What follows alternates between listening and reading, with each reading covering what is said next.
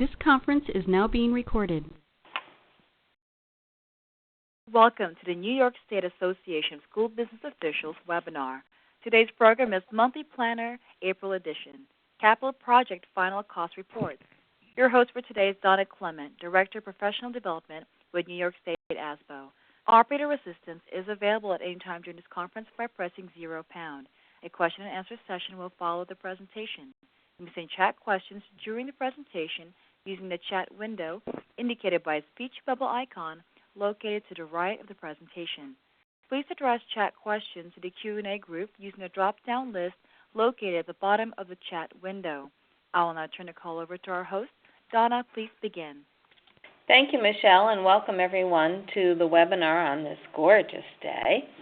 And certainly building projects, there's a lot to know about them, and that we try and present as much information as possible to you on building projects. And we are very pleased to have Kurt Miller with the Office of Facilities Planning and Frank Neiser, who's a consultant and part-timer with Questar 3 with us today. And we will be having a Q&A session, and as questions come up, certainly address them. Send them to us, and we will be answering them either through the presentation or at the end. So make sure you get your questions answered. And Kurt and Frank, it's all yours. Hi, this is Kurt. Hi, this is Frank Neiser. How are you? Good. Welcome, everybody. I'm project manager here at Facilities Planning, and I've developed a little program that we'll be going through today. Many of you are familiar. I see names on there like Judy Johnson and Mike Schuzda, who certainly have been working with final building project reports for years. Am I to hear people back as well, the participants? No, they'll address you through the Q&A All group. right. Okay. Thank you. So today's seminar is on the final building project report, and the first thing we want you to know about, I'll move to the next slide and then go back so you can see. If you take a look at the one of the critical components of the final cost report process, the certification of substantial completion, and where I have circled where it says this date, that is the date of substantial completion of your project. The date of substantial completion isn't the same necessarily as the date on which this form is signed, but it is the date that the architect deems the project to be substantially complete. And what's important about that date, going back to the previous slide, is that that is the date that triggers the due date for the final cost report, or now we call it the final building project report. And that starts the date ticking, and the due date, I'll move ahead 2 slides, is due by June 30th in the calendar year following the date of substantial completion. Again, not the date that the form was signed, but the actual date of substantial completion. If the final building project report is not filed by that initial date, there is what we call a drop-dead date, which is the following June 30th in the subsequent calendar year.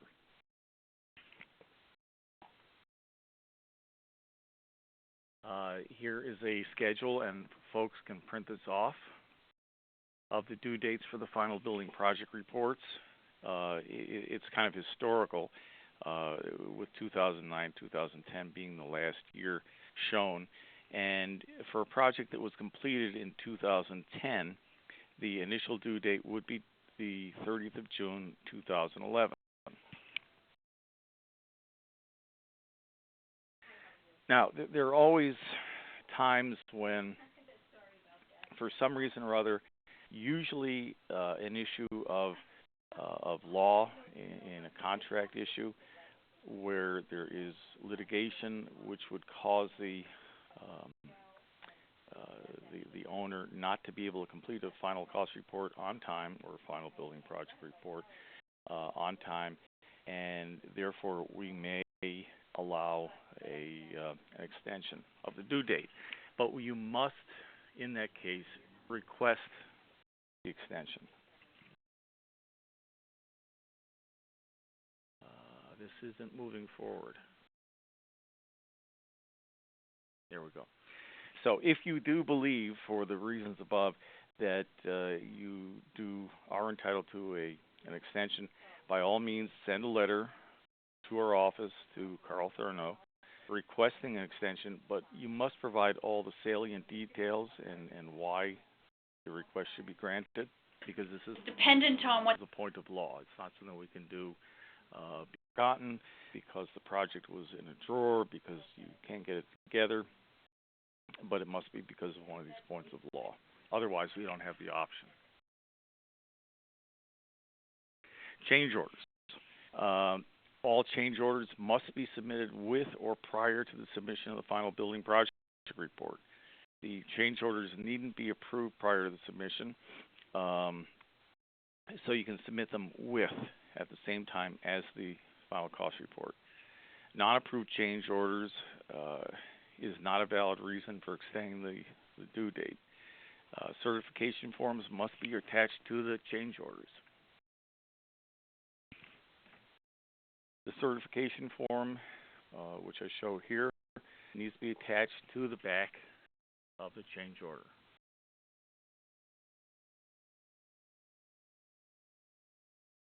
Again, second page of the change order certification. The final building project report, review the cover sheet. Critical all boxes on the sheet be filled in. Correct beds code, building code. Let me turn to the next slide. You can see it here. And it's critical that you fill all the boxes with the numbers.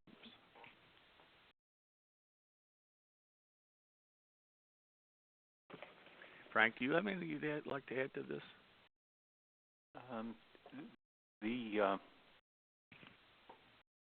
The beds code and the building code, the review number and the approval date are also critical there, because obviously you have to be able to identify which bonding you're talking about, as well as the building that we're talking about here.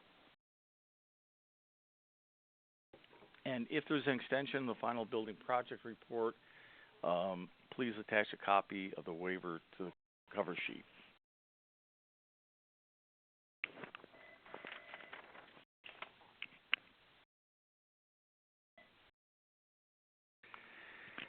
The final building project report checklist must agree with this SA4. It's critical that your numbers match top and bottom from the SA4, the cost, and the source of the funding.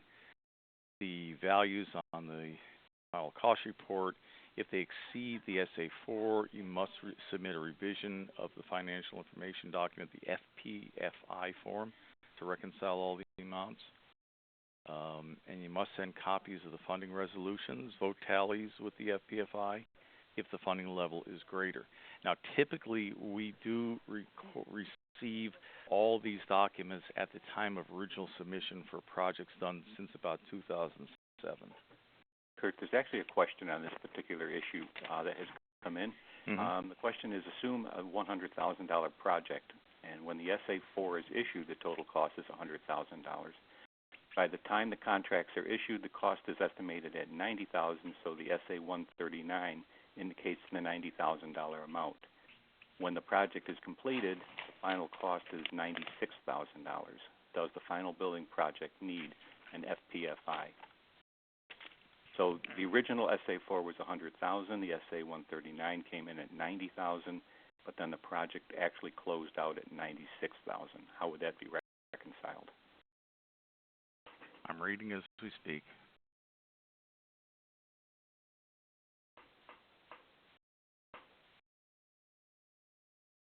Yes, we would need an FPFI in any case. And we have indicated it's when it exceeds, and that's always been the case. The only thing is we'd like to have FPFIs to reconcile all the projects under a given funding source in any case. So even where there is a reduction, project managers like to see that reduction. by virtue of an FPFI? As a general rule, whenever I have done a final cost report, if it differed at all from the original project numbers, I do an FPFI to reconcile those numbers. So I think that that's probably the general rule that folks should follow. Would you agree? Correct. Okay. Okay. And here's the FPFI. The column A is to be, I hope folks have this in front of them where they can look at it. One of the biggest issues we have is folks not realizing how the FPFI matrix is set up. It's pretty straightforward and simple, but column 1 should come right off the SA4. The source of funds at the top, and the down below are the expenses by category, if it's new or if it's reconstruction. And then the middle column, column B, are the additions or subtractions from the projects in each of those categories, and column C is a result. And everybody's always asking also about the Excel, and where I'm pointing the arrow, I think everybody can see, would go under the first line of other, and in that line here you would place Excel, and if it's supplemental you put Excel/S, or if it's in lieu of, it would be Excel/L.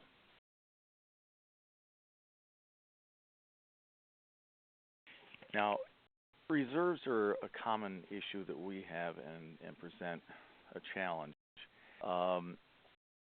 For all practical purposes, when a project is submitted to us, anything that is listed as a reserve typically has been authorized by voters.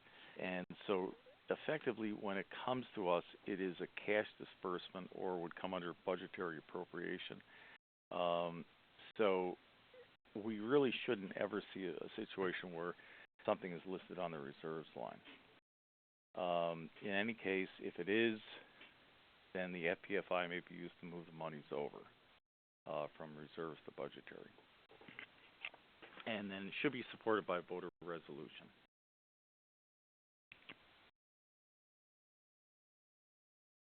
Excel amount should remain constant. On page 21, you're certifying. Go to that right here. You're certifying that the Excel amount is the total amount, and you're not exceeding that. So be very careful early on your projects before you submit an SA-139 to the state aid unit. Be careful that you have you're using the correct amount of Excel with your project.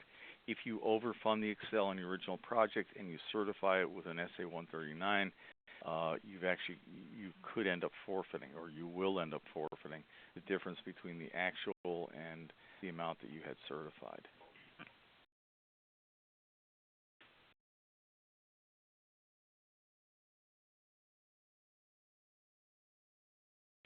The source of funds page.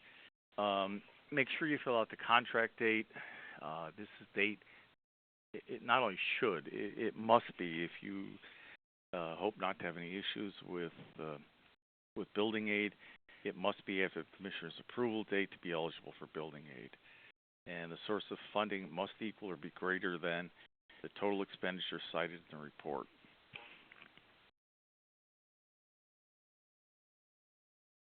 And here are your cost pages. Cost of construction by the various contracts. You're going to have many different contracts for expenditure code 298, and you must identify the water, electric service, gas service during the construction. These are the services that are used during the construction phase of the project.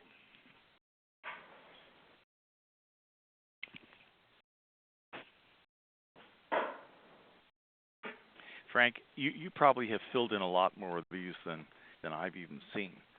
Do you have some comments about the cost to construct these particular forms? Well, the important thing here is to give enough detail so that the person reviewing the report will understand what it is you are putting into the expense columns, and to make certain that the split is correct, that you're actually putting the expenditures under whether it's an addition or it's an alteration. Those are important for two reasons. One is that you will be aided based upon the proper split of those two, and you have to make certain that those two do not exceed your allowances in each of those areas.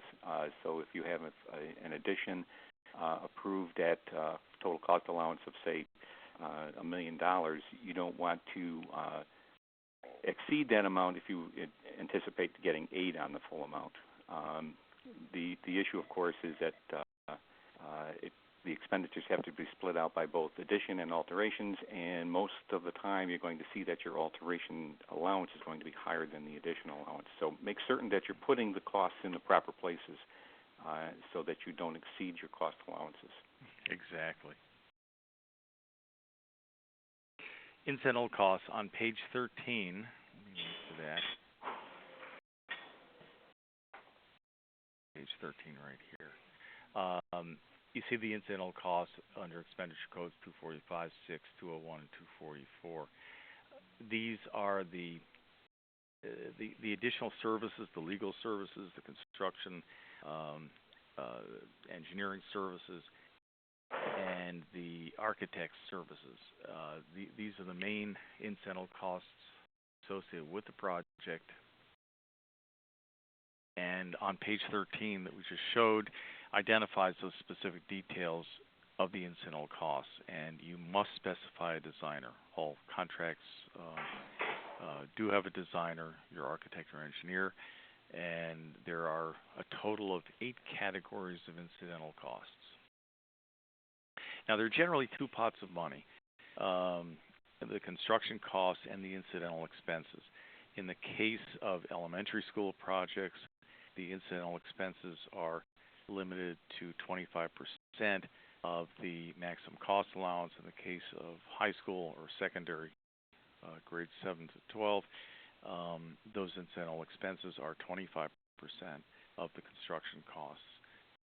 And so if a project, and one of the fine points there for people to understand is that those incidental expenses are capped on the maximum cost allowance, not the approved cost of a particular project. And that's a point of confusion that we hear probably at least once or twice a week from folks in the field. And that is understanding what those limits are.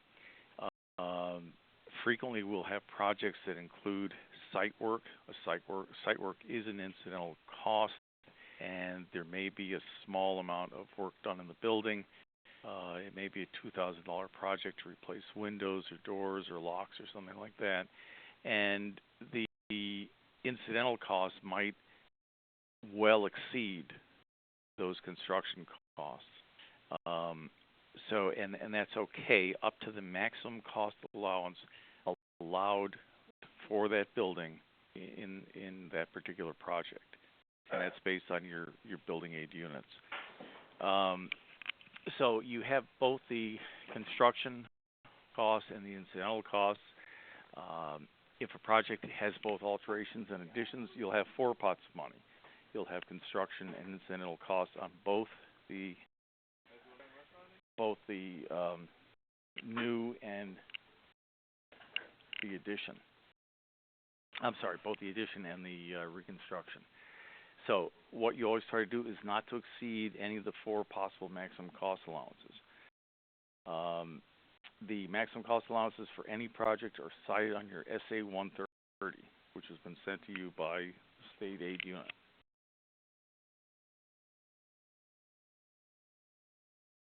Frank, do you have a few ideas you'd like to share with the group on the maximum cost allowances? Just a point of clarification on the cost allowances and the maximum and the approved. Correct. On the SA 130, you will have an approved cost allowance, which is calculated based upon the numbers that your architect submitted at the time of the submittal of the project. And then there is the maximum cost allowance, which is calculated based on those aidable units that Kurt mentioned. the cost allowance that cannot be exceeded is that maximum.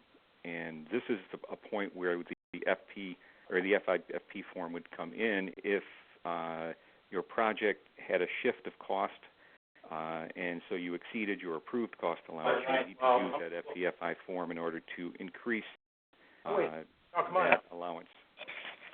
Doing a webinar here, so I'm listening.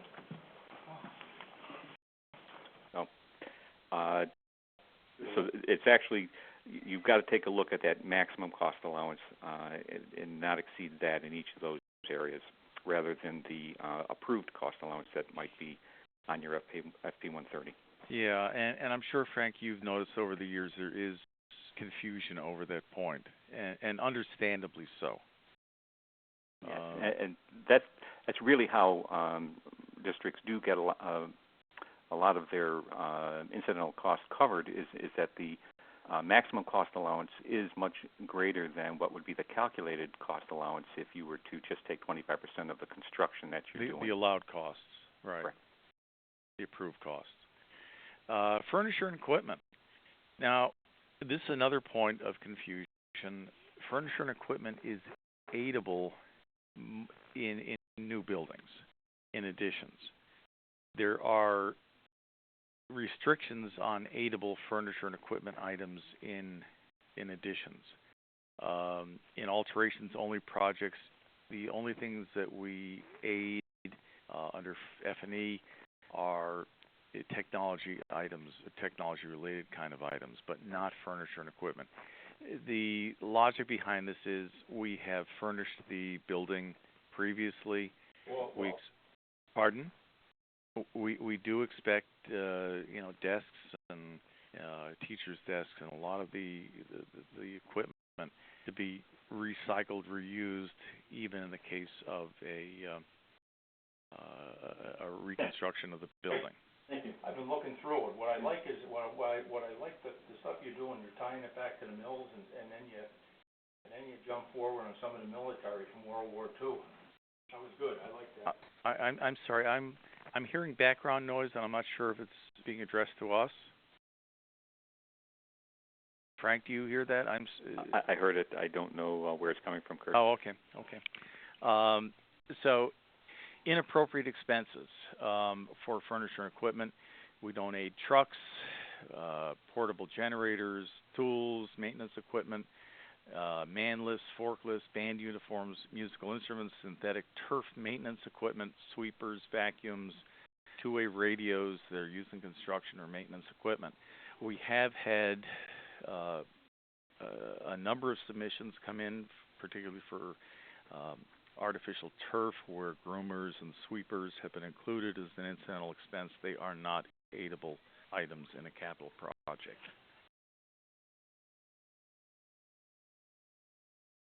So here again is under expenditure code 209, a listing for furniture and equipment, to whom it's paid and the purpose, and if it is a new or addition project or under alterations.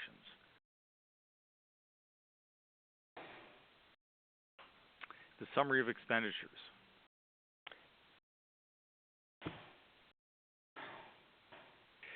This form summarizes all the expenditures in the project. You obviously cannot see this clearly because there's so many items, so I hope you've downloaded or will download the entire package if you haven't already seen it. But it does, item by item, itemize the different components by category of new or additions or alteration or reconstruction. All the various categories, and again, this is a consolidation of all your building costs, your construction costs. Kurt, there's a follow-up question on the furniture and equipment. Mm-hmm. There are actually a couple questions here that we might want to answer at this time. Okay. I'll ask the first one. What about furniture and equipment in an alteration that is put in rooms with a new use? And in other words, perhaps it's space that was Correct. used maybe for storage or something, and it's now been reconstructed into classrooms. Yes, I see those are both. Those are coming from Judy Johnson, and Mike Shoes and the answer to that would be yes. That would be an exception to the situation. If you are retasking a room and reconstructing it to a new use, yeah, that would be the same as an addition. Okay. So this is the difference between a reconstruction and an alteration. If you're doing an alteration where you're changing a room, perhaps just maybe changing the configuration, but you're going to reuse it for the same reason, that would not necessarily allow for any new furniture. But if you were to take a space that was used for, say you were taking an old gym and turning it into classrooms, then that would be a new reconstructed classroom space, and it could then require new furniture. Correct. So it's actually the rule here would be is that if you are purchasing furniture for a space that for the very first time, it would then be an allowable expense. So this space was not used as classroom before, so if it is now, then it needs to have furniture, and the expense would be allowable. That's correct. Okay. And then there was, there's one, what about cafeteria cooking equipment and an approved cafeteria alteration? Most cafeteria equipment would not be aidable. And that would be because it's a cafeteria now and it had equipment, so it's a replacement rather than new. Correct. I see one here from Mike Schuzda in regard to utilities. Where do we put new sewer, water, electrical service that are permanent? That would be under incidentals, and I don't know if the exact form is on here, but it would be in the incidental costs.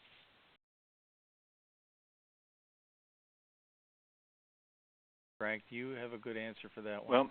Well, when I have done this, where I placed it, maybe it's not the correct place, is actually under those utilities. I would put it, if it were sewer as an example, a new sewer hookup, I would have put the expense under that 298 category. Okay. The utilities. It's back, probably, I'm not sure which page it is, but there is the 298, which is a construction code, and it's for utilities. I've always placed any new installations, whether it be gas, electric, or sewer, under those areas. Okay. Will we have a list of all the participants in the webinar today, Donna? Yes. Okay, so we can actually get clarification on that point. Okay. Now, folks, understand I am a project manager, and Andy Peterson in our office, who couldn't be here today, actually processes by the thousands the final building project report. So I'm working through this with him, and that's why I'm here today. So some of the finer points, I won't have great answers, but what I will do is I'll get back to you on this one. So I'll respond to the entire group. Kurt, there are some follow-up questions, but we can do those at the end, I believe. Mm-hmm. I will try to keep up with any that are with what we are doing currently. Okay. So going beyond the summary of expenditures, the final change order that's done would be to reconcile all the expenditures.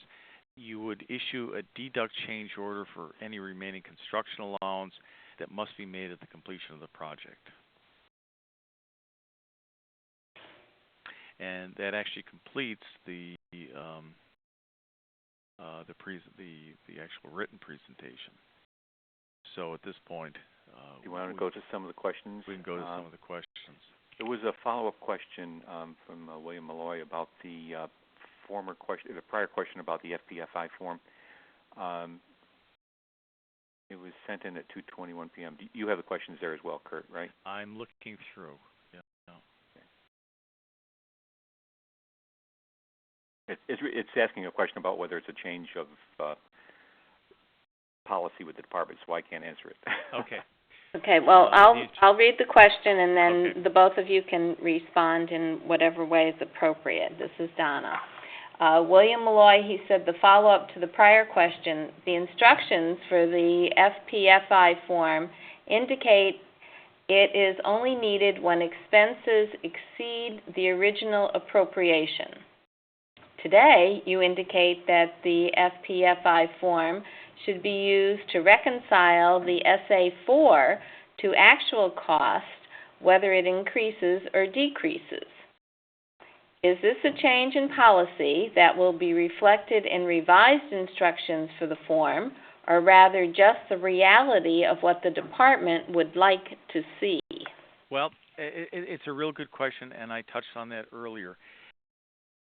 In any authorization, whether it's a bond or whether it is a budgetary authorization, there is a total amount that the voters have authorized to spend on a group of projects.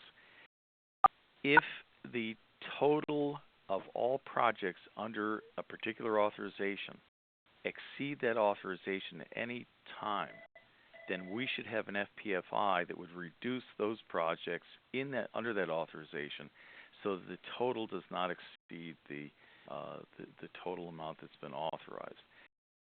In other words, we've had, let's make up an example. We have a bond authorization by the voters of $10 million. We have 4 buildings, and we have an estimated cost for new roofs of $2.5 million apiece. Let's assume that 2 of those projects, the actual bids come in at $3 million. That would put us in a situation where the combined total would equal $11 million. To keep everything reconciled, we should also have FPFIs that indicate that the smaller projects came in at below budget, or the projects have been reduced in scope or size, so that they come down to $2 million apiece, so the combined total stays within the $10 million authorized by the voters. So not so much policy as a practical matter to keep everything reconciled at any time. As project managers, we found that that's the most appropriate way of doing it. There will be no penalties if it's not done, but in terms of keeping the accounting straight, that's how we should do it. Okay. And Frank, do you have any comment on that? Well, I have seen at least one situation where something similar to what Kurt just described happened, and a new SA-130 was sent out with the summary sheet on the front, and it actually showed that it was exceeding the authorization because one project was completed that was larger than anticipated, and the other projects were not yet completed, but they weren't reduced.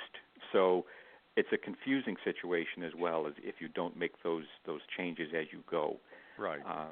So you could actually think that you were going to be aided on more than you were going to be aided on if you saw that SA-130. It could confuse someone. So it's best always, if you have one project that comes in larger, you have to do an FP for that. So you need to then, as Kurt said, reconcile the others by doing a reduction so that you don't have an SA-130 coming back to you that is exceeding the total authorization. Yeah, and I think some of this is sort of historical, and so the actual policy hasn't really changed. It's just, like I say, for us to keep all records straight so that we know at any time we can take a snapshot of all projects that are outstanding. 7 or 8 years ago, we realized how important it was to get those FPFIs in situations where the project costs were reduced. Again, no penalties for not doing it, and most of the financial consultants are on board with this and have been doing this for a number of years. Okay, so it is actually something in practice. It's something in practice. Yes, okay. Now, Mike Schuster had sent in the question about what about furniture and equipment in an alteration that is put in rooms with new use, and you did answer that. Is there anything else that should be added to that answer? No. Again, retasking the space to something that is different than it was originally used for would allow us to aid those items of furniture and equipment. We would also, we're all aware of the financial situation of the state, and we would also ask people to take a look at what they have, take a look at the inventory of furniture, equipment, and to try to retask it as well, and to consider using any furniture and equipment that is still usable, even if they have an addition. But again, we certainly will aid items in the additions, in the new buildings, and retask spaces. Okay, now this seems to be what Judy Johnson's question is. What if a district is changing the use of the space? Right. Is F&E eligible for aid if a former all-purpose classroom is being converted into a science classroom, for example? Absolutely. Yeah, that's correct. It's really if it's new space or new use of existing space. Correct. Okay. Is a way to probably draw to a final conclusion. Mm-hmm. And then you answered the question about cafeteria cooking equipment in an approved cafeteria alteration. What about that equipment? And you said that was not aidable? Most times not. Frank, do you have some experience with that yourself? Yes, I would say probably not aidable in that it was already approved as a cafeteria, and so it's a replacement. The only way it might be aidable would be if it was something that was totally new that had not been in the cafeteria originally. You would have to show that in some way, I would assume. Mm-hmm. Correct. Okay, and what would be the best way to show that? Well, to highlight it and to ask the question. Explain it in the description, the summary. There's a space below the place where you put in the actual equipment. There's who you paid it to and then what is it. So in the what is it, you would explain that it's a new item of whatever type. At least it would be an explanation that could be considered for aid. I'm not going to say that it would be aided, but it might be aided if it was something that was new. Example, maybe you have gone from a cafeteria that was a standalone to a satellite, and now it needs to have warming equipment rather than cooking equipment. And my colleague Debbie Johnson brings up, one of the things we also want to let you know is that a gut rehab would be treated as new construction generally, so that in the case of a cafeteria kitchen, if it was an actual gut rehab and really met that strict test of being a gut rehab, then we would aid the furniture and equipment as well. Okay. Now, to extend that further into additions and so forth, I think we would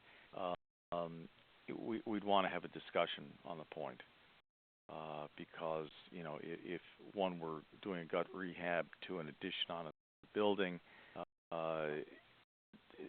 doesn't necessarily mean that the furniture that's being removed is unsuitable for use in the rehabbed addition.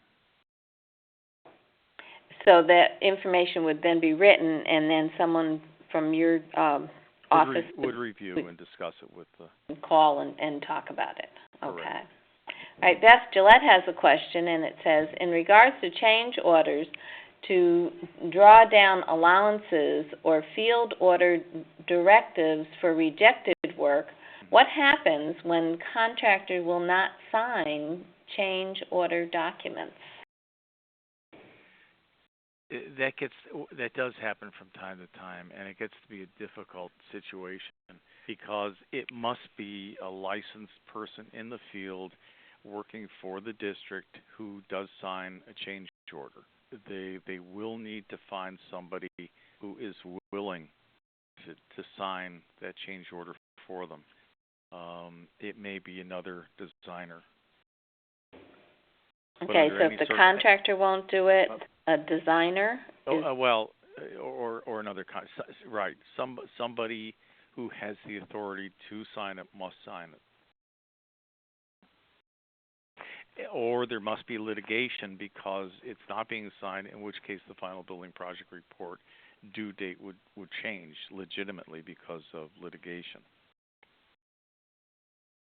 In other words, I'm sorry. I have been in this situation, yeah. And there are times when a contractor will refuse to sign a change order because it's perhaps a reduction order, change order, due to, as it says here, rejected work that was not properly done. And so perhaps another contractor was then enlisted to complete it. That does lead to sometimes to litigation and settlements, and then a final change order will be written in order to reflect the settlement under that litigation. So as Kurt said, that's a legitimate reason to have an extension, is if you are under litigation, you can't get that final change order taken care of because of litigation. Okay. And the question here about in regards to utilities, where do you put new sewer, water, electrical service that are permanent? You did give an answer on that. Is there anything else that should be added to that question? No, but that's a question I would like to have Andy Peterson respond to tomorrow to all the participants. Okay. And I have a subsequent question here that we haven't asked. How about expenses required by and for the use of construction management, i.e. computer and printer? Would the cost be under superintendent of construction? I'm not sure I'm understanding the question, but yeah, those costs would be under incidental, but they wouldn't be specific for their computer or printer. It would be the construction manager would have to have all their expenses in their bill, their costs for. Okay, Karen, if you would like to just hit 7 pound on your phone, and then you could dial in, and then Kurt, you could ask Karen some questions about what is meant by this question, and maybe we could get it straightened out and have some clarity for everyone. So, Karen, if you hit 7 pound, you can dial in to the conference. And Michelle will let us know if Karen or someone from Karen's district can dial in. In the meantime, I know there's so many things that come about with construction projects, and we're looking at those final costings and so many little issues. If Kurt, you and Frank could just share some of the things that you have. Oh, good. Karen is on cue. So, Karen, if you could maybe explain a little bit more about what it is that your question intends. Okay, I'll try. We had a project where the construction management company had a whole list of things that they required when they brought their trailer on site. A computer and printer is only part of it. There was a lot of office supplies and things like that.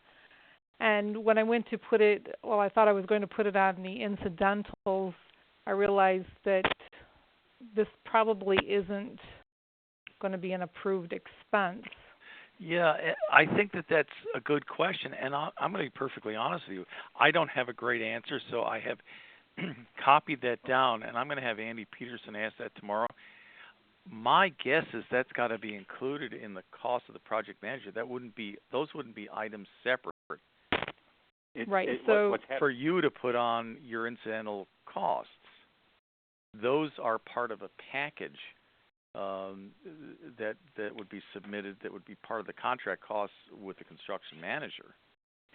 So when I listed on that page 13, I would not only include their professional costs, but also those costs of office I don't think supplies so. and things. Listen, I'm going to have Andy Peterson respond to this question directly. I think it's a very good one, and I'll be honest with you too. I don't know. Okay. My gut feeling is that it wouldn't be, but Frank, do you have a comment on Well, that? actually, the comment that it's an incidental expense. Karen, I'm assuming that these are expenses that the district incurred in order Right. to have the construction management trailer there. Is that correct? Right. Oh, Okay. it's not their supplies; it's your supplies. We purchased them, yes. So You we ended up purchased keeping them when they left. Oh. I would say that what was used by the construction management would be an incidental cost, and the reason I say that is construction management is an incidental cost. So Right. it's in the same pot. It's just as to how you report it. Okay. And to make it All right. 100% correct, I would say that the professional services would be on that line where it says superintendent of construction.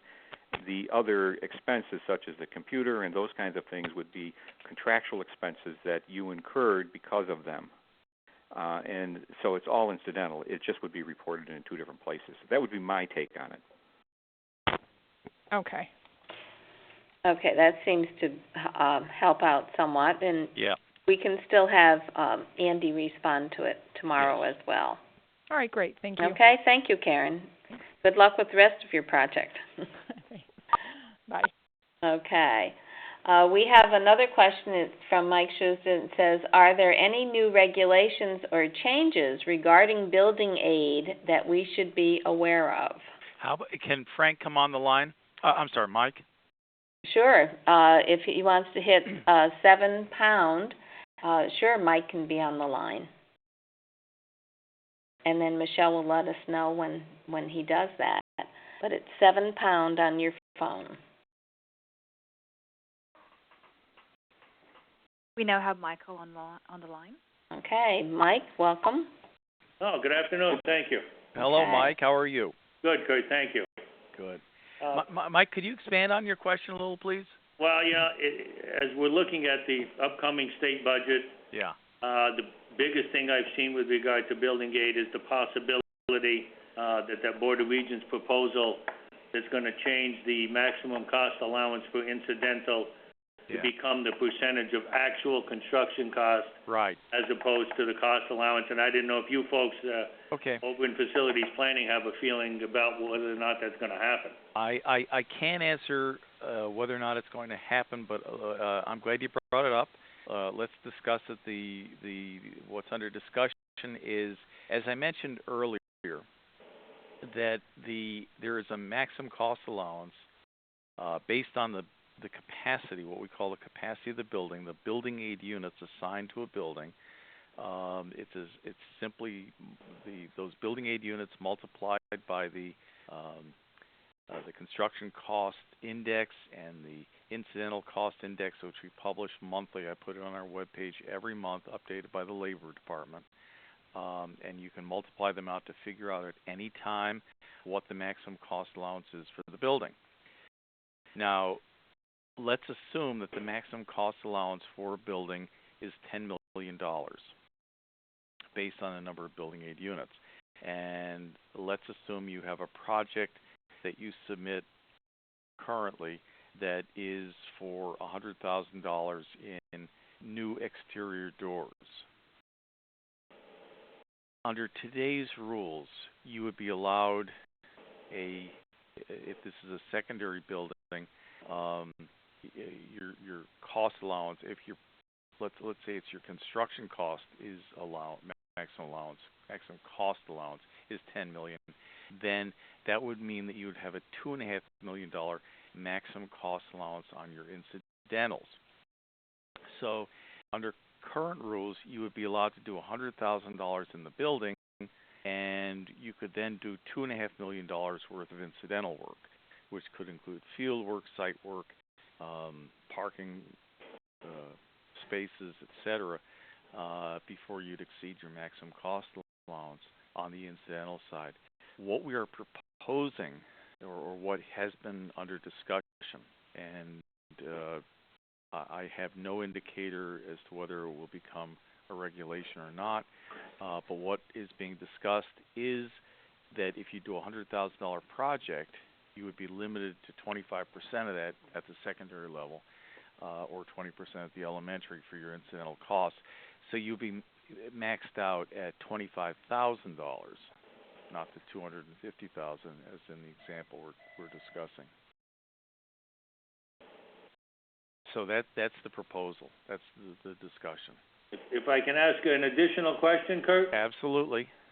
I don't know what terminology to use, but I'm going to call it the rolling 5-year clock on the maximum cost allowance. I know we're seeing that with some of our clients where, you get the cost allowance for a building, but within a 5-year period, you can't regenerate the whole cost allowance again. You only get the balance that wasn't used. Can you explain that to us? Well, strictly speaking, what you're talking about is under our regulations 155.23, the multi-year cost allowance, and that states that for the remaining useful life of the building, you can only use the maximum cost allowance one time. What's also under discussion is a 5-year period in which you can not recycle the maximum cost allowance, meaning that you can't do projects that in aggregate go beyond essentially the replacement cost of the building or your maximum cost allowance within any 5-year period. But again, that's a point under discussion currently. The whole idea is not to have people exceed the maximum cost allowance too frequently. Every time a project is open, it opens up what's called a new cost allowance. And technically, if you do that repeatedly, by the time a project is closed out, you could well exceed the maximum cost allowance in any 5-year period just by doing more than one project. So we have to take a look at it, and as project managers, we're charged to take a look at multiple projects in a period of time. Make sure that you're not exceeding the maximum cost allowance in any 5-year period. But 5 years isn't the strict rule. The strict rule is the remaining useful life of the building as identified on our website. If you search under 155, it's 155.23 under the rescue regulations, called a multi-year cost allowance. Okay, thank you. Okay, thank you. All right, we have a question from Beth Gillette, and Beth says, under an austerity budget, will reconstruction work deemed to be essential to maintain health and safety be approved for building aid? Oh, absolutely. This would be funded by a transfer from general fund to capital fund? Well, yeah, the board would authorize do an emergency project, contingent project, ordinary contingent expense, based on their determination that it's a health and safety issue, and they would do that declaration to the seeker, and we would also expedite that project at our end and make sure it got done, and it absolutely would, as long as it's aidable work, we would aid that project. And this happens frequently, whether it's an austerity budget situation or not. Okay, so the key words here are maintaining health and safety. Right, and or an obvious emergency act of God kind of situation. Frank, do you have any experience with this? Actually, undergoing one right now. There was a situation where a project was ongoing at a building, and a found condition during that project definitely meant that they were going to exceed the cost of, or exceed the allowance and the approved expense. So the district had to declare that it was an emergency. It was a situation where there was structural damage within the building that was going to cause possible imminent collapse. Mm-hmm. So in order to rectify that situation, the board had to declare an emergency and use reserve funding in order to fund it, and that was a separate emergency project in addition to the ongoing project that was being done at the time. That was approved by the department, and that is being wrapped up this spring, actually. And then the original project will be completed after that because it was work that was being done on masonry. So that type of project is certainly an aidable situation, as long as it meets the criteria that Kurt was talking about. It has to be either an imminent danger to safety and health, or an act of God that has actually caused this emergency to take place, so perhaps windstorm or something of that nature. Right. But that project was going to exceed $1 million, and it was a situation Motivating. to be done at that particular moment. The district declared the emergency. The department helped them along with the approvals on it in a rapid manner, and that project is then going to be aided in the year following of its completion. That's a point that probably needs to be made as correct. well. Yes, and it in full. Because it's now a project that's being aided out of monies that weren't anticipated to be used. So the aid does come in the year following the completion of that project. It's a capital outlay exception. Right. So we will aid in full in the years subsequent to the completion. To the work. Yeah. Yeah. Okay. Now, Kurt, you mentioned your web page. Maybe you could take a few minutes here and let everyone know what is on the web page and how best to navigate it. Well, I'm sure most folks in the field are familiar with it. We actually, this is an in-house project. We, across the department, have standardized on our website, so it has a consistent look and feel. However, the content on those pages is something that I do myself, in fact, here in our department. And recently I have deputized Roseanne Groff so that both of us contribute content to the website. It's pretty standard. One of the things that I think is underutilized, because based on the number of telephone calls we receive, is that we do have a little search engine at the top next to the where it says facilities planning on our website. And for those who aren't aware, actually I think paste this right into the webinar. I sure can. So I've just pasted the link to our website. That takes you to the landing page, and beneath that we have several categories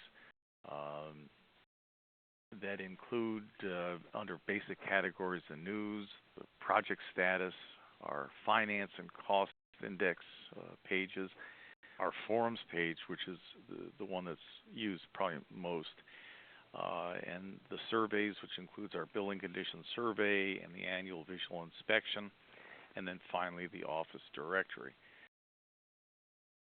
It's not perfect.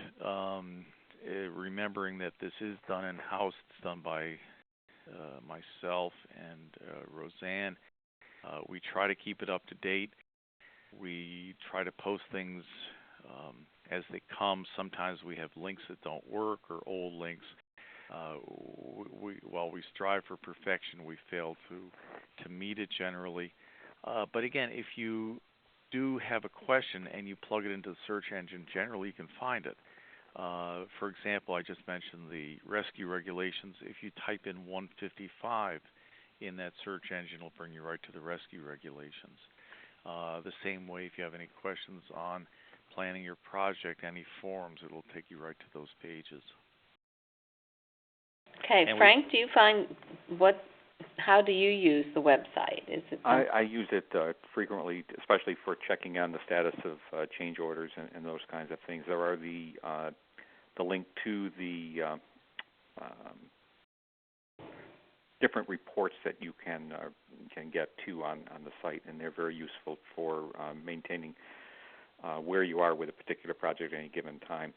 A point I just wanted to make, Dan, I've lost the chat for some reason. I'm not able to see any of the questions any longer. I lost the link in some way.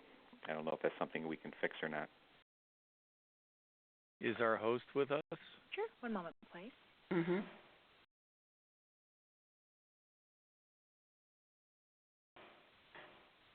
Okay. Oh, and Frank, there's a little balloon if you look under chat, there's two little tabs. One says 23, and there's a balloon on the other one. Maybe I don't have you. I have the chat tab only. Oh. So somehow I am not into the Yeah. You should now have live the webinar. list. You should now have the list of participants in chat, Frank. Do you see it? I don't have it. No. To the right of your screen, no?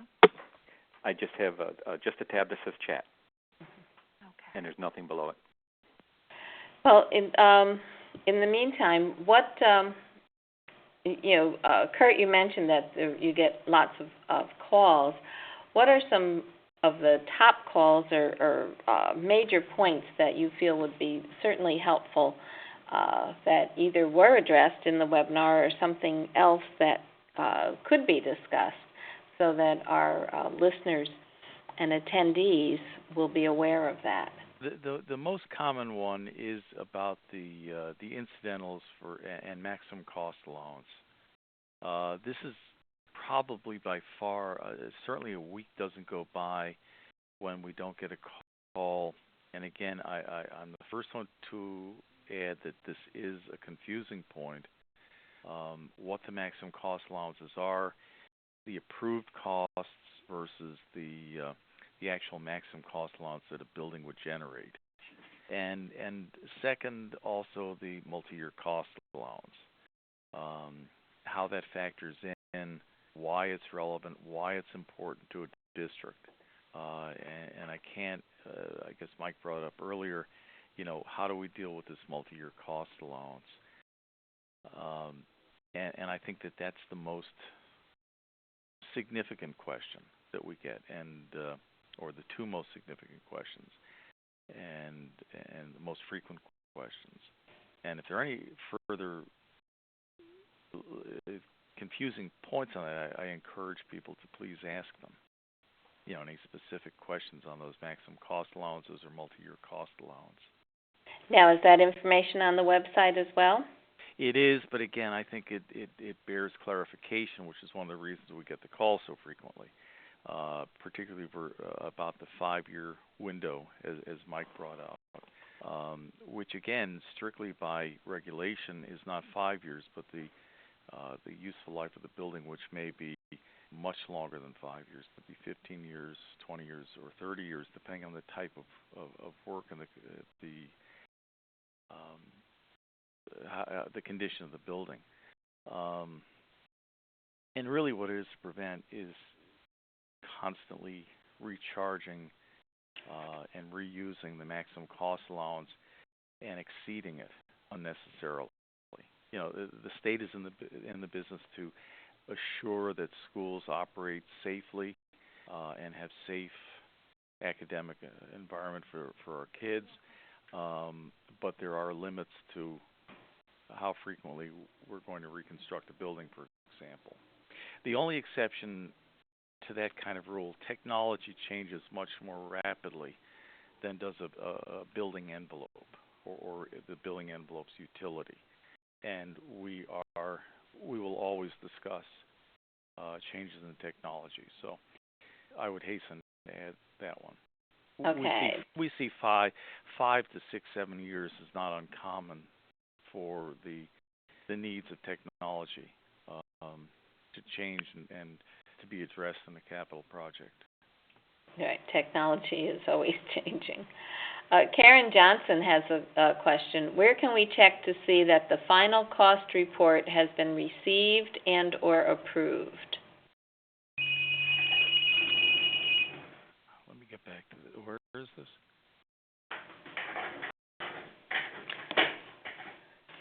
Where can you see that the final cost report has been received and approved? It should be under our on our website. Project status report, Under I believe. the project status reports. I'll bring one up.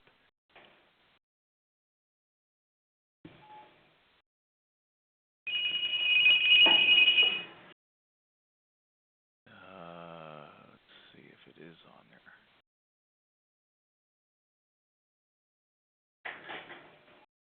No, it actually isn't on there. Okay.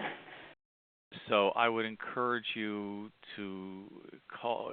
That's a little different. We all have that in our main system, which is not online. but is in our project management information system. So if you call your project manager, generally what we find most people do is they send these overnight mail, the final building project report, and they get a return receipt indicating that we've received it. When I look on Andy's desk, I do see hundreds of projects. He's working, I guess, about 11 or 12 months behind. So while it may have been received, it may take a while to be approved. Okay, so there really isn't any place on the website to find that. No, we don't. Okay. And we do have another question here. Judy Johnson says, are there any circumstances in which site work can be considered a construction expense? Sure.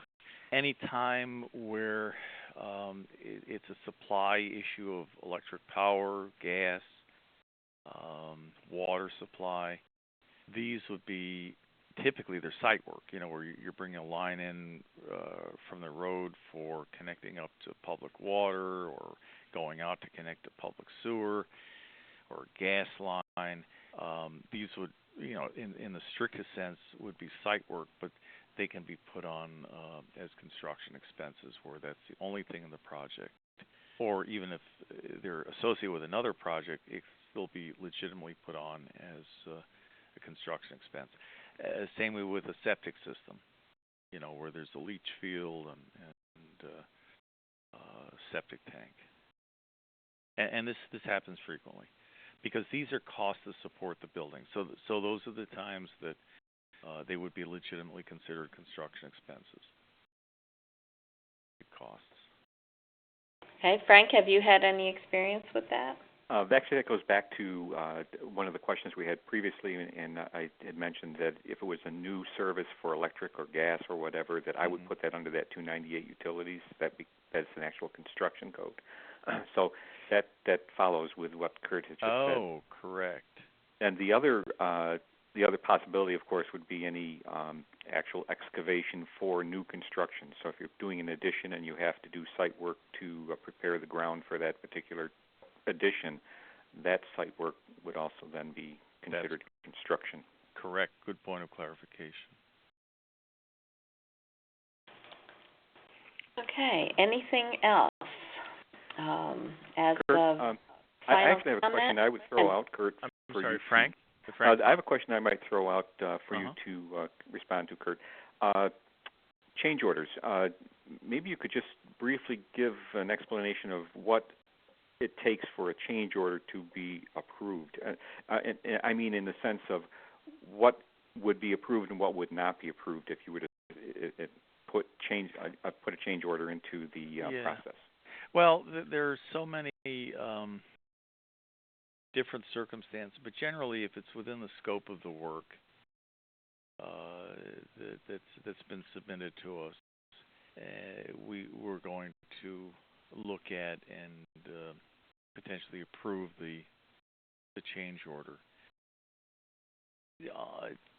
What's happened in the past year or so because of the economy, so many projects have come in under budget and there's lots of money left over. In many cases, we'll entertain the use of a change order, and I hasten to add, please give us a call first, discuss it with the project manager and or one of our architects and engineers. If you can use a change order to legitimately spend more on a project that wasn't included in the original project. And frequently, if it's not expanding the scope, for example, if I had one circumstance about 6 months ago, somebody came in with an opportunity to extend a parking lot or a road, I guess it was, from the school that was, I think it was a couple of thousand feet, linear feet, that got them a price of about $3.50 a square foot, including construction, base binder, and top, and it was just an unbelievable unit cost. And it was within the scope because they originally had proposed to do some of the road, didn't know they had enough money.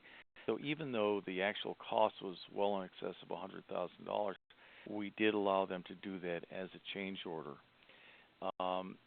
Whenever you look to do that because you have extra money, we would always ask that you take a look at the unit costs involved, and they must be at or below that which you got in the competitive bid, which you let in the first place.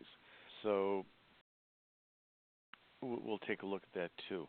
There are situations where people will come in a couple of years after a project has been approved and asked to do something as a change order or as an addendum, and we typically will not allow that kind of opportunity. We'll ask for a new project to be opened up. So much depends on the situation, and every situation is very different. So a call to your project manager is what's in store for them. Yeah, I think that's the other important thing. We do hear every once in a while we say, geez, we were talking to somebody in Buffalo on Monday about a situation, and then somebody down at Montauk will call us up on Friday, and we'll hear vague similarities in the conversations. It's kind of the whisper that goes around the room. We would ask you to call us to discuss the situation rather than to work it through yourself. We're here, and that's part of what we're here for. We're happy to help you figure it out. Okay. And we'll also try to figure out a way to make it work in a current project if that's a reasonable thing to do. Oh, good, good. And anything else? Unless there are any other questions. No other questions right now? I'm not seeing any. No? Okay. Well, did anyone want to get on the phones and ask questions? Well, they can always hit 7# on the telephone and ask a question. But if we don't hear from anyone in a minute or so, I would like to let you know that we do have a webinar about the IRS auditing. And it's IRS auditing and expectations, and that's going to be on March 22. We have Diane Morris, who's the field service representative. So if any of you are in for a IRS audit, and then on March 24, we do have the last of the purchasing webinars. Judy Johnson said, would you like to discuss the difference between approved and aidable?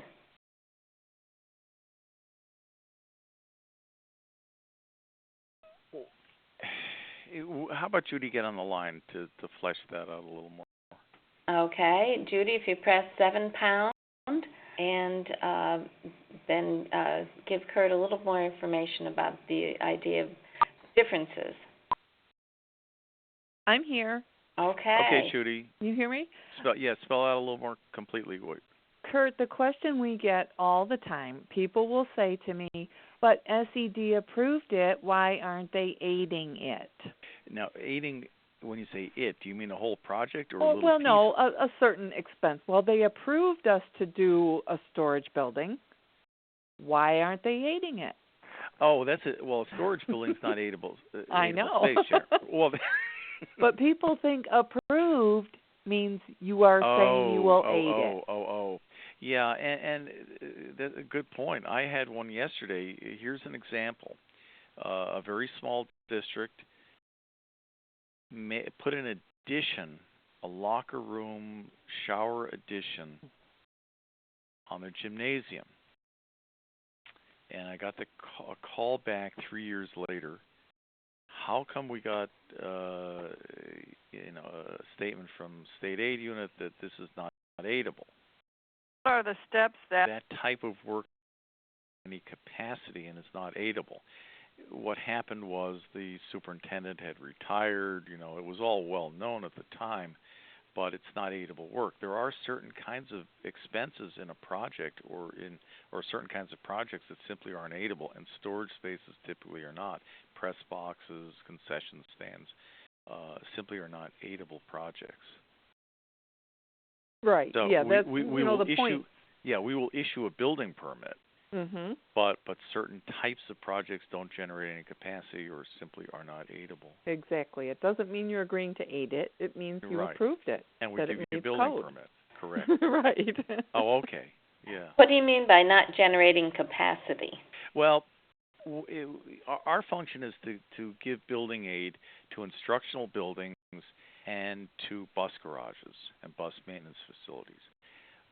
It's not our intention to aid storage buildings, concession stands, or any non-instructional type of space other than the bus garage.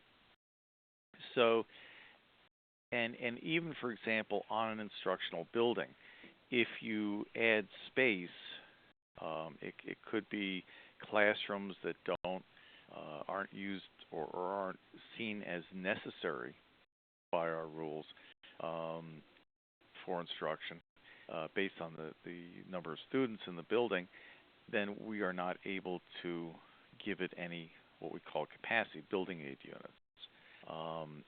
That would be true if you added an addition for a nurse's room or for conference rooms or for toilet rooms or for, as I just illustrated, a shower/locker room. There could be non-aidable spaces added to instructional buildings as well. Okay, well, thank you. That's I can see how that can be confusing. It is confusing. And yeah. Again, that's why, in fact, while we've been doing the webinar, I received a couple of, I saw emails flying by asking questions specific to these kinds of issues. Is this an aidable event? Is this an aidable project? Now, is there something on your website that talks about what's aidable and what isn't? Yes, we do have on the website the guidelines for building aid. There are a couple of guidance documents. If you go to our forms page, at the top of the forms page, you'll find two documents that describe building aid and aidable projects. Okay, well, thank you. And thanks to all of you who have participated, and certainly thank you to Kurt and Frank.